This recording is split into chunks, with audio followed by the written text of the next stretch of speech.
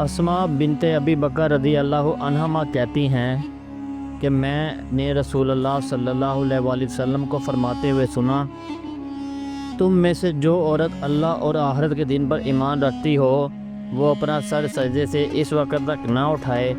جب تک کہ مرد نہ اٹھا لیں، اس اندیشہ سے کہ ان کی نظر کہیں مردوں کے ستر پر نہ پڑے۔ وضاحت: ابتدائے اسلام میں لوگ بڑی تنگ دستی اور محتاجی میں تھے۔ اکثر کو ایک تہبند یا چادر کے علاوہ دوسرا کپڑا میسر نہ ہوتا تھا جسے وہ اپنی گردن پر باندھ لیتے تھے، جو